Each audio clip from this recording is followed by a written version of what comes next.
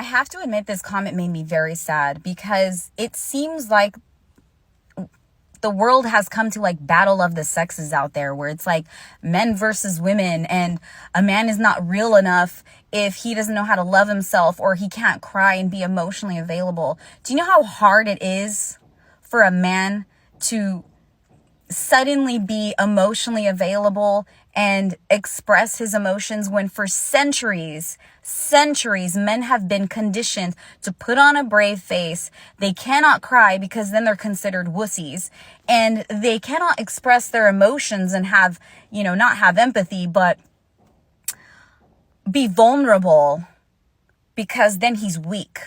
This is how men have been conditioned for centuries. Granted, I think what this person may have meant was that a healed or a divine man loves himself and can cry, be emotionally available and stuff. But what man or what person isn't wounded? Like a wounded man or a wounded woman has these problems, right? But what person isn't wounded? We're all wounded in some way or another. We're all insecure in some way or another. We all have our own inner struggles and inner mental battles. Like, there's just so much going on in the world. And for you to just kick someone while they're down doesn't make it any better. I am so sick of this mentality, whether it's towards men or women. But we need to stop this mentality and be there for one another. We need to set an example. I'm not saying you have to go and fix a man. No.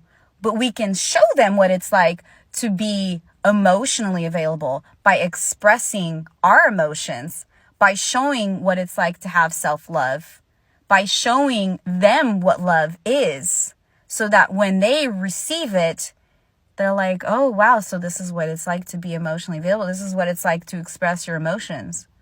The more you give out, the more you will receive. The more they receive, the more they will put out. That is how it works. For a woman, it's okay. We're naturally emotional creatures.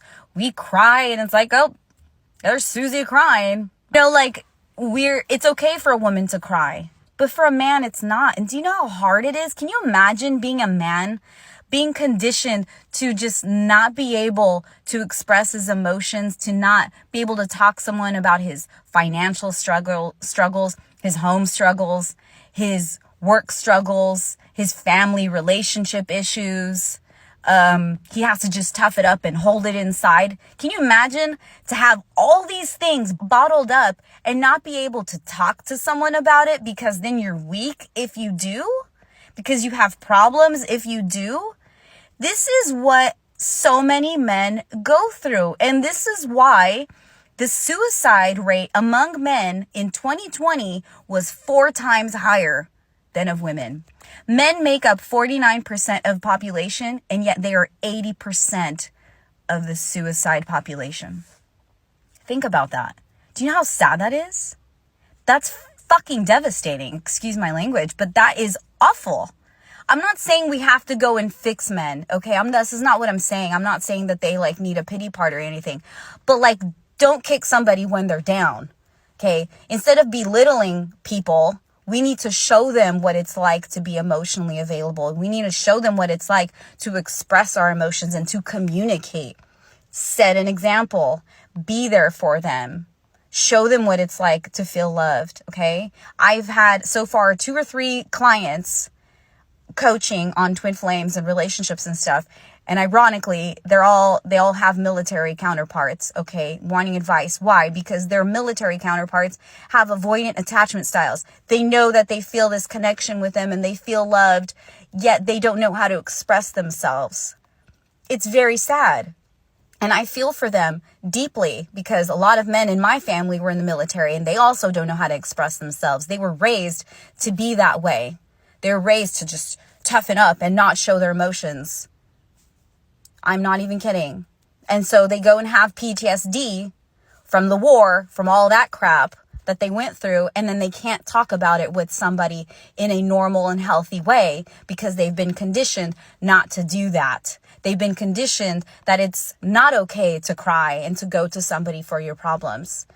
So, like I said, instead of belittling people, Be there for somebody. Show them support. Ask somebody, how can I help you? Is everything okay?